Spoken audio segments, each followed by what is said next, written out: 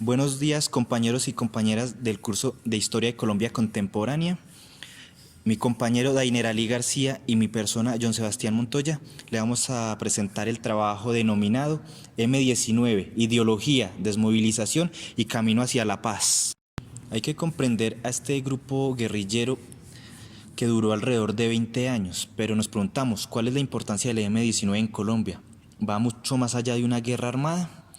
Por una parte, hay que entender que el M19 nace a raíz del fraude electoral presidencial de 1970, donde el único militar golpista que tuvo Colombia, el general Gustavo Rojas Pinilla, pierde las elecciones contra su opositor, Misael Pastrana, que por medio de irregularidades le ganó la presidencia el 19 de abril de 1970. Hay comprobado en pleno siglo XXI que eso fue un fraude electoral donde la clase dirigente proclamó ganador al conservador Misael Pastrana.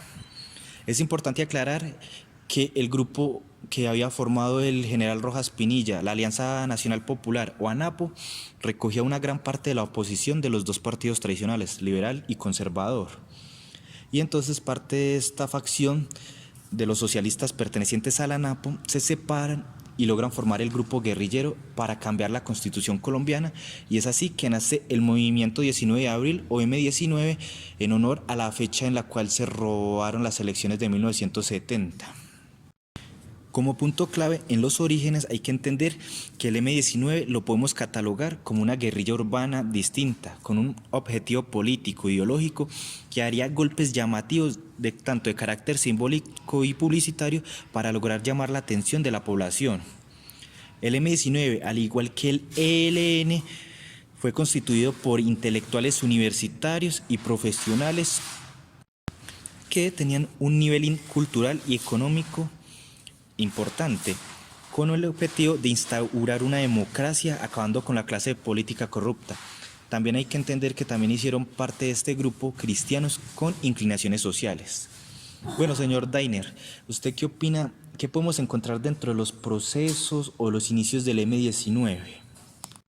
Es la ideología y un arsenal político, pues ya que el M19 nace contra ortodoxia marxista de la izquierda, y en esa dirección en el 1979 se redefine su concepción política. El M inició su arsenal mezclando simbología, audacia, publicidad y una especie de pedagogía a través de acciones como la sustracción de la espada de Simón Bolívar y la repartición de elementos para entregarlos a barrios pobres de las principales ciudades. Logran que el pueblo en sí mismo quede recapacitar sobre su historia y sus valores. El proyecto bolivariano, el uso de las armas, no tanto en el poder de destrucción, sino la fuerza simbólica de la misma, y el uso estratégico de comunicaciones caracterizaron el accionar político y militar del M19. Asimismo, divulga como su estrategia central la lucha por la democracia. Pasa a definirse como una organización que lucha por el socialismo, adoptar la democracia como fundamento de su proyecto político y militar, y asumirse posteriormente como una democracia en armas.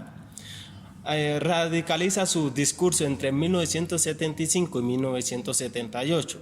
Recobra el carácter original de una ideología amplia, después de considerar que la urgencia del cambio en Colombia es de carácter democrático. El M19 en sus orígenes plantea la cuestión del socialismo, pero que tener en claro que después se dieron de cuenta que más que el socialismo, lo que era necesario era profundizar la democracia en Colombia. Por eso el M19 en el 1975 funda su base en una ideología socialdemócrata. Una de las características del M19 fue las realizaciones de operaciones audaces de alto impacto político y publicitario. Compañero, ¿usted puede mencionar cuáles fueron una de las operaciones audaces en armas que tuvo la organización? Bueno, compañero, para responderle hay que entender que el M19 entra en una fase de confrontación y de acciones urbanas. La primera es el robo de la espada de Simón Bolívar en 1974, donde simbólicamente ellos reivindican la continuación en la lucha por la independencia y que esta espada no debería estar en la mano de los corruptos. Otro tipo que ellos hicieron fue el asesinato del líder sindicalista y presidente de la Confederación de Trabajadores de Colombia, José Raquel Mercado, ya que el M-19 lo justificaba diciendo que Mercado trabajaba para el interés de los Estados Unidos. Y hay que entender que esta muerte impactó en la misma izquierda demócrata del país. Otro proceso fue que el M-19 roba las armas del Cantón Norte de Bogotá en 1978, llevándose más de 5.700 armas, y esta operación ellos la denominaron la Operación Ballena Azul. Sin embargo, más allá, estas armas fueron recuperadas por el gobierno de Julio César Turbay, pero que el M-19 logró hacerles un daño simbólico tanto al ejército como al gobierno al lograr robarle las armas desde su propia cantón. Otro de los importantes es la toma de la Embajada de la República Dominicana en la década de los 80, pero no precisamente porque la República Dominicana participara de la confrontación guerrillera, sino que en esta reunión se celebraba una cena por la independencia del país, donde había alrededor de 15 estados invitados. Y el mensaje que el M-19 quiso dejar fue que la democracia en Colombia era precaria. Esto demuestra o le dio la idea a comprender al M-19 que estas acciones eran más efectivas que los asaltos guerrilleros en la selva. Pero hay que entender que esta negociación entre el M-19 y el gobierno terminó con una resolución que le permitía tanto al M-19 viajar a Cuba junto con los rehenes, donde serían liberados y repatriados, y al M-19 se le permitiría vivir bajo el asilo político en Cuba. Y tanto que hasta el M-19 logra conseguir que el gobierno colombiano le pague $3 millones. Para complementar, compañero, la toma de la Embajada de la República Dominicana en Bogotá en el 1980 era para exigir la liberación de sus presos políticos.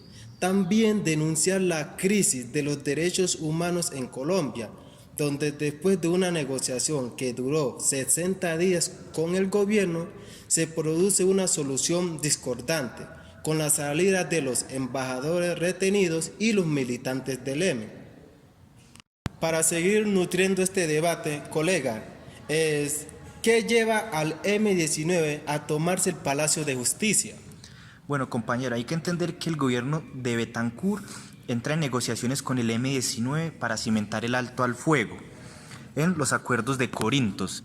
Sin embargo, estos acuerdos se rompieron porque tuvo detractores de ambos lados. Por ejemplo, el ejército quería eliminar al M-19 mediante las armas, pero el M-19 veía con recelo a la facción política del mismo acuerdo. Después de que este acuerdo se rompe, más exactamente el 6 de noviembre de 1985, el M-19 se toma el Palacio de Justicia y ellos denominan esta acción como Operación Antonio Nariño por los derechos del hombre. Aparte, son promedio 35 guerrilleros que entran al Palacio de Justicia y secuestran altos mandos y personas civiles que visitaban la institución. Dentro de sus demandas, el M-19 comienza a decir que una de sus exigencias era que el presidente Belisario Betancur llegara al Palacio de Justicia para someterlo a juicio popular, donde, entre comillas, el pueblo lo enjuiciaría por su traición, a lo cual el gobierno no aceptó. Hay que comprender también, compañero, que Betancur, con el miedo de lo que pasó en la toma de la Embajada de la República Dominicana, decidió darle orden al ejército de ingresar a la fuerza al Palacio de Justicia con vehículos de artillería y todo. Y lograron instaurarse en el subterráneo y el primer piso, liberando rehenes, entre comillas, porque eso es una de las cosas más interesantes, importantes, comprender qué pasó con muchos secuestrados que en videos salen de la casa del Palacio de Justicia. También hay que entender que hubo un fuego que se inició en el subterráneo, donde el ejército acusa al M-19 de que ellos lo quemaron para quemar los documentos jurídicos que podrían afectarlos, lo que fue desmentido por el M-19, que dijo que ese comienzo del fuego fue por un lanzagranadas del ejército. También hay que comprender que el 7 de noviembre, en horas de la mañana, ya la muerte ascendía a 100 dentro del Palacio de Justicia, tanto de guerrilleros, civiles, magistrados, soldados y desaparecidos que no pudieron ser identificados nunca. En este punto, 2 militares de alto rango fueron enjuiciados, pero ningún guerrillero fue condenado como actor intelectual por la ley de amnistía que perdonaría al M-19 de todos sus crímenes. Desde aquí vamos a partir que después de esto hubo otros ataques en varias poblaciones civiles y siguió la guerra entre el gobierno y el M-19. Pero luego podemos dar una idea de un inicio al proceso de desmovilización del M-19 o los procesos de paz. Bueno, compañero, le hago la pregunta, ¿qué podemos encontrar entre los procesos de paz y la desmovilización del M-19?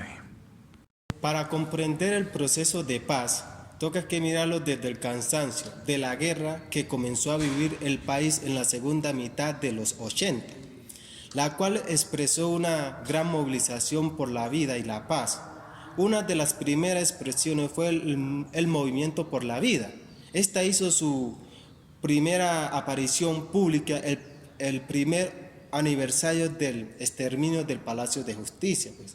Las expresiones sociales que proclamaban por la defensa, la vida y que comienzan a cuestionar la legitimidad de la guerra y el uso de la violencia, comenzó medio para alcanzar las transformaciones que necesitaba el país.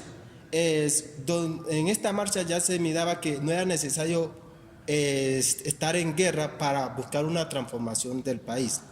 La dirección del M-19, al tomar su decisión de entrar en proceso de paz, tuvo entre sus cálculos pues, que existía un creciente sector de la población que respaldaría una opción sincera de la paz, pues como lo que sucedió. Otro aspecto es que el narcotráfico favoreció las posibilidades de la paz en el contexto colombiano. ¿Por qué? El gobierno no podía mantener confrontación armada en dos frentes distintos. Durante los años 80 se incrementó el flujo de los narcotraficantes en la vida social y política del país y su intento por conquistar el espacio de decisión en la vida política colombiana llevó pues, a una confrontación entre el narcotraficante y el Estado.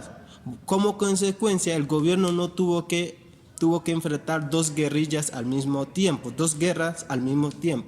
una contra la insurgencia armada y otra contra el narcotráfico. Por lo tanto, la forma como el M-19 llegó a asumir el camino de una negociación de paz con el gobierno, es necesario tener en cuenta el debate político interno que produjo un cambio en líneas estratégicas y por tanto una visión que tenían de la paz. El M comenzó a entender el entramado del cambio a la paz para la paz a comienzos de 1980, a raíz de la toma de la embajada dominicana para exigir la liberación de sus presos.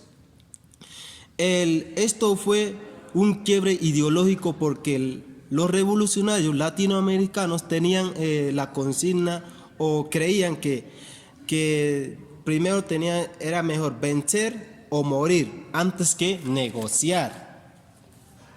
La propuesta pues, que hizo el M-19 en ese momento icónico comprendió de tres componentes. Primero, la tregua del movimiento armado, el diálogo nacional y la derogatoria del Estatuto de Seguridad. El gobierno de Turbay Ayala en ese momento pues, respondió negándose a cualquier tregua y a cualquier diálogo político con la insurgencia. Cuando el nuevo gobierno de Belisario Betancourt llega a la presidencia, cambia la perspectiva gubernamental, podemos decir, en relación con la paz, y asume como propias las banderas que estaban planteando la insurgencia, en particular el M-19, y promueve un diálogo nacional y acuerdos de tregua. De hecho, se afirman acuerdos de tregua con la FARC, el M-19, el EPL y algunos sectores del M-19. Del ELN. La ruptura pues, del diálogo nacional que plantea el gobierno no cuenta con el respaldo político ni necesario para generar cambios y una ampliación de la democracia y a la paz, ya que ni los militares ni los sectores dominantes los apoyaron. Tampoco las guerrillas, excepto el M-19, tuvieron dispuesto a jugársela estratégicamente por la paz. Bueno, compañero, para complementar este proceso de paz es en el gobierno de Virgilio Barco, en 1986, porque en esta fecha se presenta una nueva posibilidad para negociar la paz con el M-19, porque, digamos, el expresidente Barco consideraba necesario cambiar la Constitución de 1886, la cual influía como un obstáculo a la paz. Un grupo de universitarios proconstituyentes, por decirlo así, presiona para que se agregue una consulta ciudadana sobre si realizar una asamblea constituyente, la cual conocemos como la séptima papeleta, la cual logró tener un apoyo del 86% para reformar la Constitución. Al ver cumplido uno de los objetivos, el M-19 deja las armas el 8 de marzo de 1990 y cambia su estrategia para convertirse en un partido político desmilitarizado y se denominó Alianza Democrática Movimiento 19 de Abril. Es aquí que, después de este proceso de paz, el M-19 se metió a fondo en la construcción de una fuerza política con otros sectores de izquierda y democráticos. Y asimismo participa en las elecciones para Congreso y municipios, y la votación que obtuvo fue una prueba de la acogida del proceso. Carlos Pizarro fue proclamado como candidato presidencial, pero fue asesinado. Sin embargo, el M-19 siguió con el proceso y apoyó a Antonio Navarro como sucesor de Pizarro. Bueno, como conclusiones generales, hay que entender que el M-19 fue una guerrilla urbana con la idea también de acabar con la clase política corrupta que hay. Buscaba la democracia, pero tuvieron que transitar hacia las armas. Pero hay que comprender también, como conclusión, que el M-19 hacía golpes llamativos que llamaran la atención del público. Podríamos llamarlos golpes simbólicos y publicitarios para lograr su cometido. También para concluir, la toma de la Embajada de la República Dominicana es donde por primera vez el tema de la paz aparece como una iniciativa desde las filas de la insurgencia. Por lo tanto, el M fue la primera organización insurgente que descubrió que la paz podía ser un elemento de transformación revolucionaria en Colombia. Y así finalizamos. Muchas gracias por la atención prestada.